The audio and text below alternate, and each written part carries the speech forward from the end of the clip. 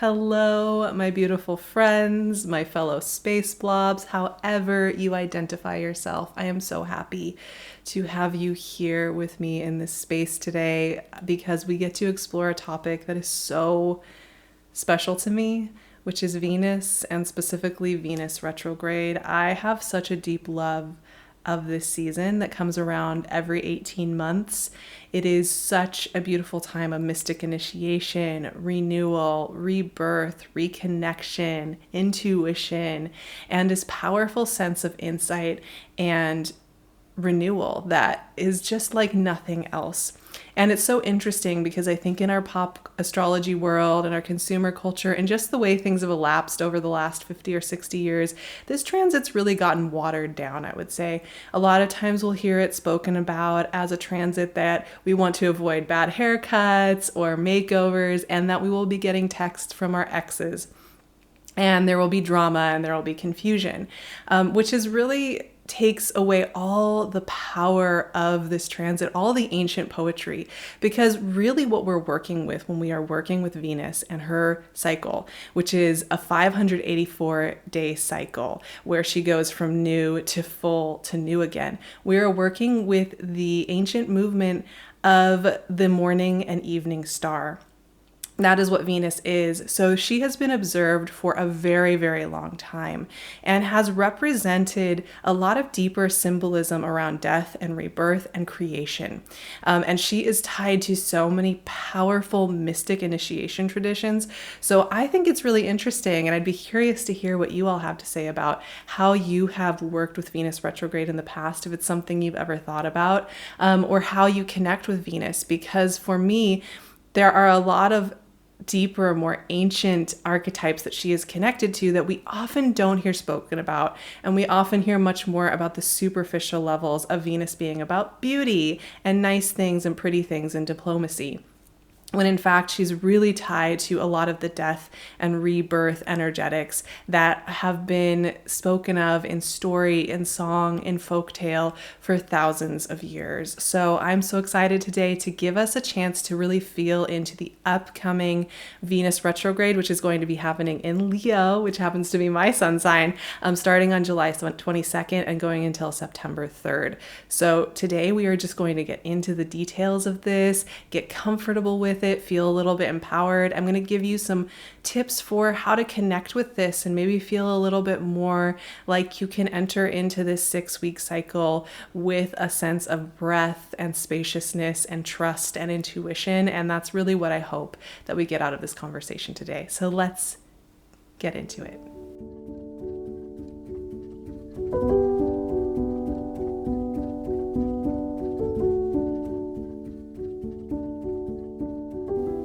I want to start our conversation off about Venus retrograde by exploring a couple of stereotypes or messages that we often see floating around as we get closer to Venus retrograde, because I think in dismantling and exploring these stereotypes, we're going to enter a much more helpful and deeper truth about this transit and enter more into the mystic, breath-filled, spirit-filled experience of moving through Venus retrograde. And that is what I want for us all. I want us to all feel like we can enter into this time and really feel connected to it. So, of course, the first stereotype that comes to mind for most of us, I think, is probably going to have to do with love. Venus is known as one of the cosmic lovers, the counterpart to Mars, the divine feminine, all of these beautiful things, and Venus is often associated with love and romance and all those pretty things, right? Which is a disservice to the archetype of Venus and even the planetary movement of Venus itself. And a lot of times we'll hear when Venus retrograde rolls around that this is going to be a season where exes come back from the past to test you, where breakups or love go wrong, where we have hookups or things that seem too good to be true and then they disappear as soon as Venus retrograde is over. We start to hear all these stories about this season and what it's supposed to mean. And I think that can bring a lot of stress to it. But here's the thing. I think part of the reason that this occurs is because this is a transit, and this 6-week phase that we go through with Venus is a time of homecoming to our spirit. It's a time of coming home to like what we really want. what really feeds our soul, what we really want to be doing in life. And a lot of us experience clarity around this through relationship, right?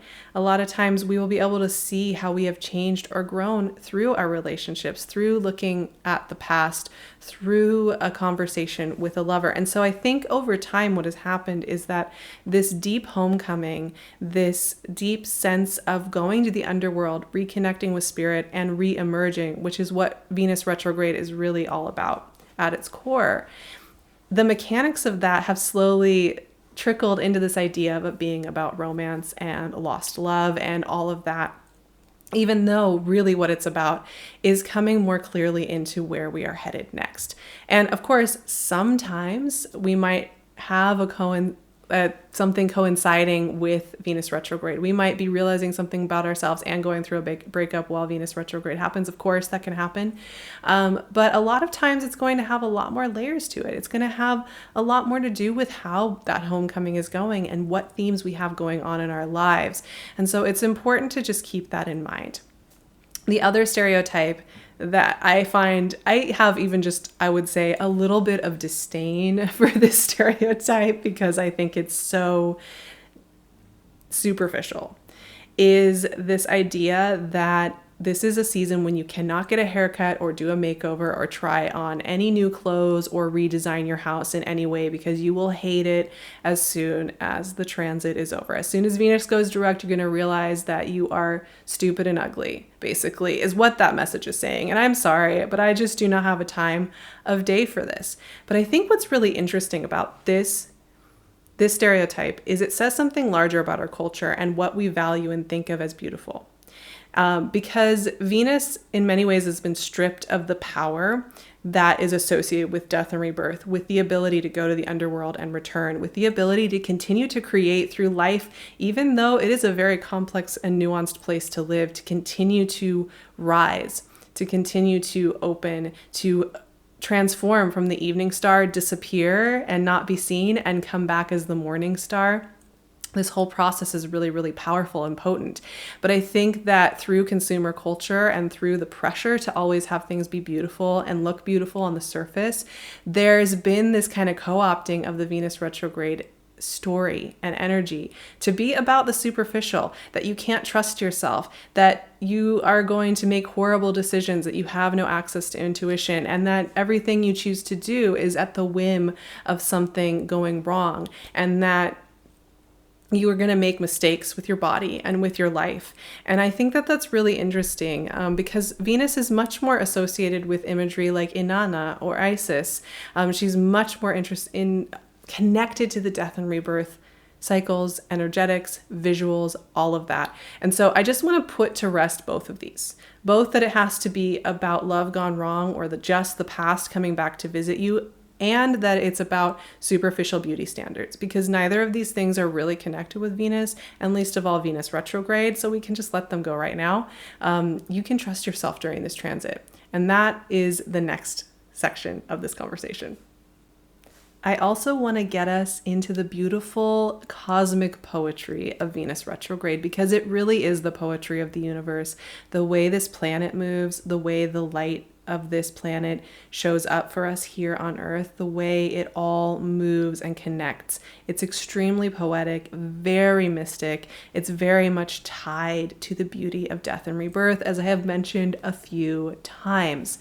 Venus has this 584-day cycle that takes the planet from being new and very close to the sun all the way to full to new again. And during that process, Venus shows up in different guises.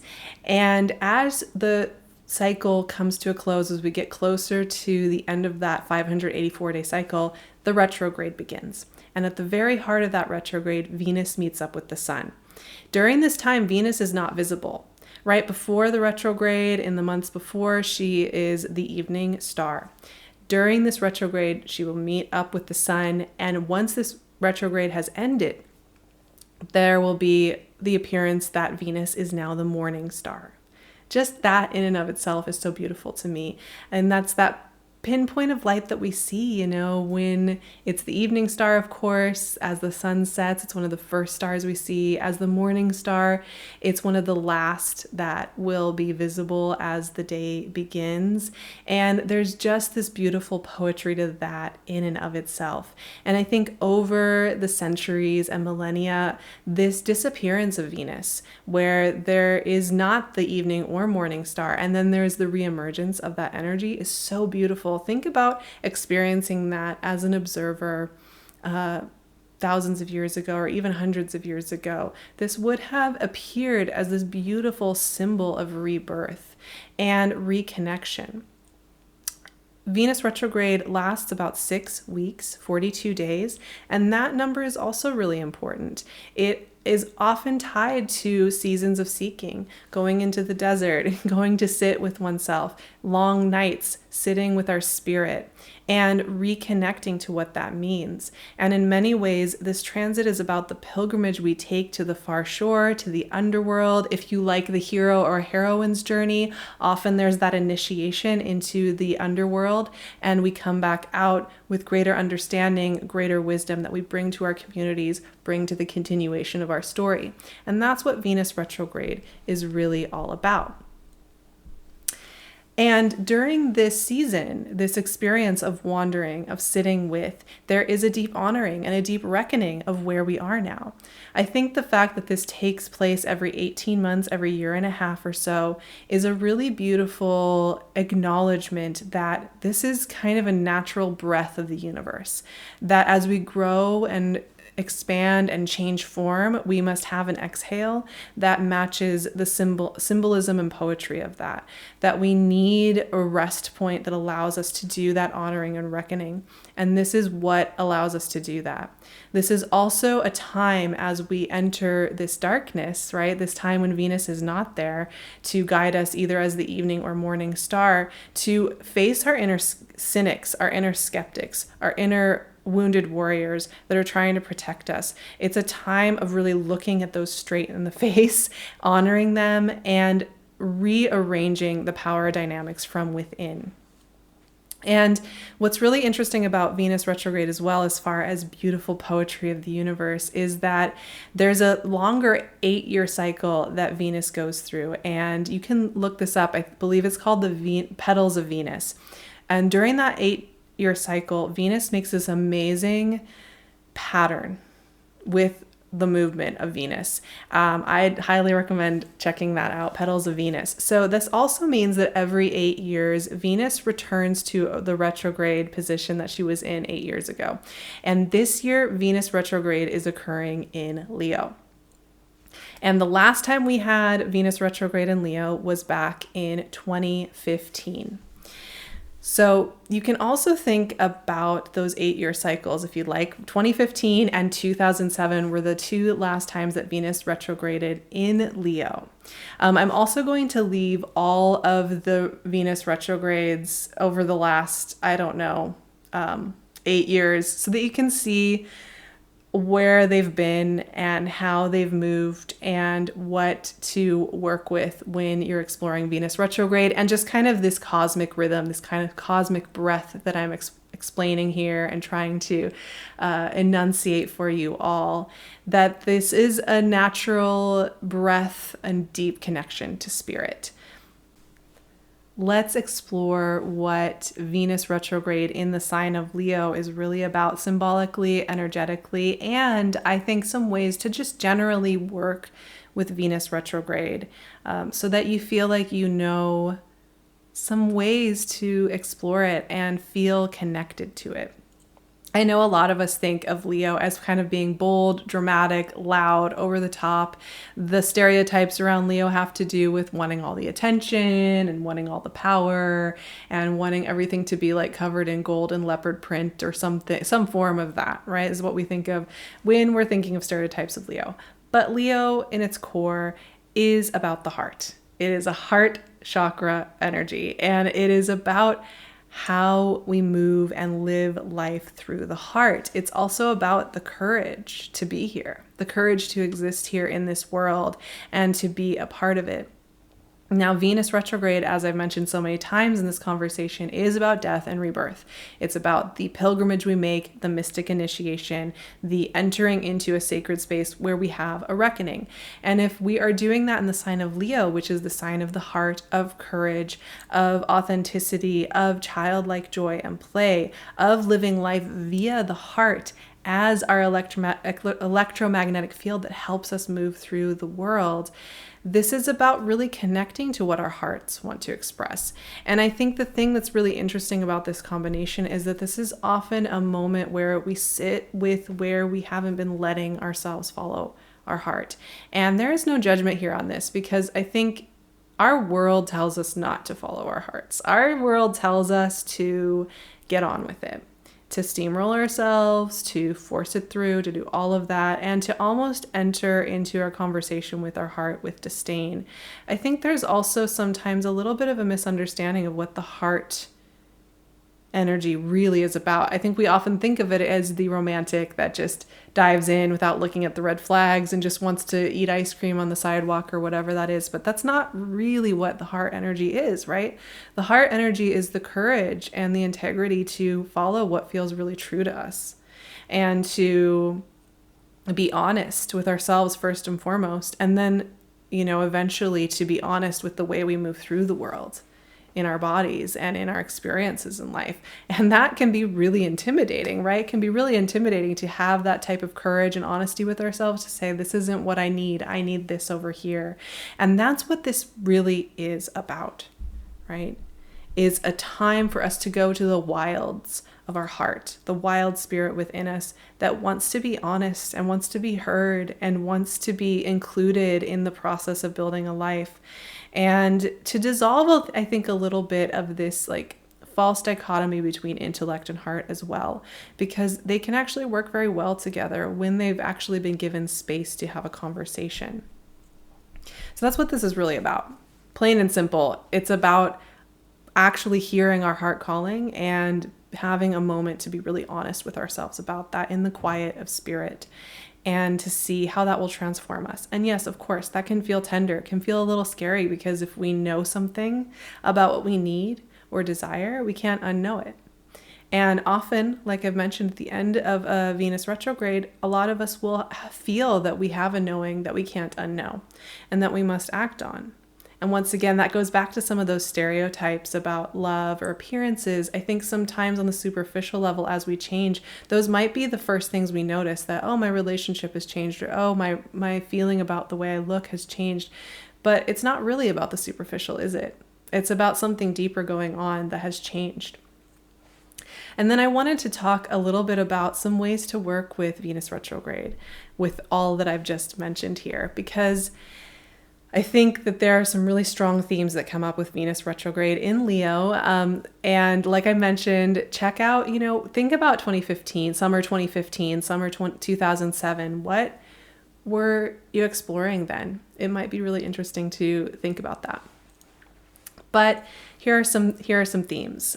What isn't coming from your heart center won't have flavor anymore. That's something that I think is very potent whenever we're working with Venus retrograde. The flavor goes out of things that don't connect anymore. And that's a subtler, I think, way that this experience can happen, that subtler knowing, because it's something we can live with. We can live with something being a little mushy and flavorless, but it will continue to happen. So it's a really interesting time to explore what still has flavor, what still has zing for you, what still lights you up. Knowing in general is really strong during this time, so be gentle with yourself. I think initial knowing of something can feel very overwhelming, and like we have to address everything all at once and fix everything in our lives, and live in this ideal of integrity that means we're moving forward at lightning speed. But it's important to understand that this is just the initiation of the knowing. It is not the completion of the knowing. So it's important that we're a little bit gentle with ourselves in any knowing that does come up. Kismet, synchronicity, and spirit and the world speaking is really loud at this time. I find this time to give me some of the best connective moments. You know, that feeling of the right book falling into your lap at the right time when you just needed it. The way that paths will cross is really, really loud and profound, and is a really exciting time. I love that feeling when I feel like I'm alive and spirit is alive and we're conversing and we're having this amazing conversation. So that's a very strong feeling, and it is something that I think a lot of us will be noticing. Creative projects and visions are shifting during Venus retrograde. Once again, end of one cycle, beginning of another. And this is, Venus at its heart is about the creative overflow. It's about the creative process spilling out.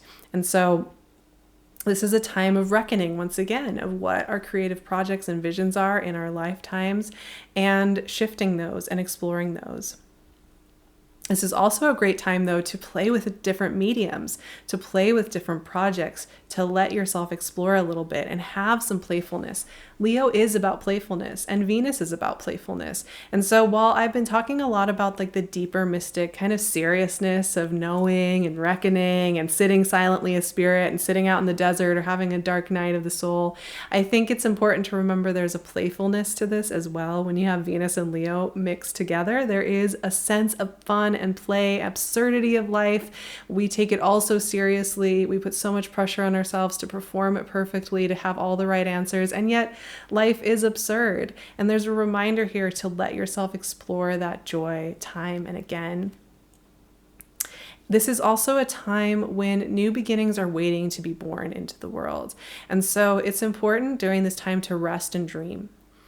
The new beginnings aren't probably going to start right when Venus retrograde is happening, but I have actually found, I've been thinking about this as I've been preparing for this chat. I've been thinking about the last 5 Venus retrogrades or so over the last 8 years, this whole last 8-year cycle, and every single Venus retrograde, something did clarify for me. Something moved forward for me in a really profound way. I remember 2020, I got engaged and then married right after that Venus retrograde. Let's see, 2021 to 22, when it was in Capricorn, I got my permit to live in Sweden. It came through like the second Venus went retrograde, actually. 2018, I said goodbye to a relationship, and it wasn't a very serious one, but it was like a really clarifying moment. So it can be a really interesting time for those things to culminate and clarify. And finally, on the heels of saying that life is absurd and we just have to go with the absurdity, it's also a time to honor and grieve how you have changed and to feel your feelings about it.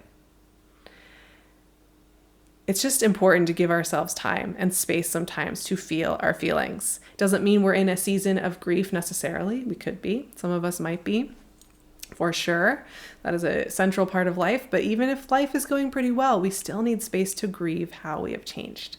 So that's how I experience Venus retrograde and some of the ways that I love to work with it. And I hope this conversation has maybe given a little bit of refreshment and excitement for this beautiful mystical transit and time of year. I find it to be so, so beautiful and so meaningful. And it just reminds me that life is poetic, even in its sorrow and unknowableness, the unknowableness of our paths sometimes. I think for me, it allows me to feel that and work with it as a work of art in and of itself without feeling like I need to have it all sorted out or that I need to be in this deep control of everything all the time. It allows me to enter into the beautiful conversation between me and the universe, between all of us. And I am really excited because I am going to be continuing to offer a lot more detailed support over on my Patreon. I'm going to be doing information for all 12 houses, so where it's sitting for you specifically. I'm going to also be doing this big 6-week journey with my patrons where we are going to go through the journey of going out to the far shore and coming home to ourselves and clarifying and connecting to spirit in that really big, beautiful way. So we're going to meet every single week. Well, I'm going to offer up resources every single week so that you can explore in your own time during this transit and feel really held by it. So I would love to see you there for that. I'm very excited to offer that up for you all. And of course, I love it when you stick around here and we get to have these conversations. They mean so, so much to me. Thank you, every single one of you, for being here, for subscribing, or leaving a comment about your relationship to Venus, or just liking this conversation. That really helps my work continue to go out into the world. And of course, you can find me on Instagram. I'll leave all the links below. And I'm also going to leave in the description box a list of some of the past Venus retrogrades so that you just get a sense of the timing with all of this and feel through that. And I'm sending you all so much love. I hope you have a beautiful Venus retrograde coming up. Let me know what your questions are too. We can continue this conversation. If it's a juicy enough topic and people are feeling it, I'd be happy to come back here and explore it a little bit more with you with questions or whatever you may have. So let me know. I will see you all so very soon. Have a beautiful day, night, morning, wherever you are. Sending you all my love.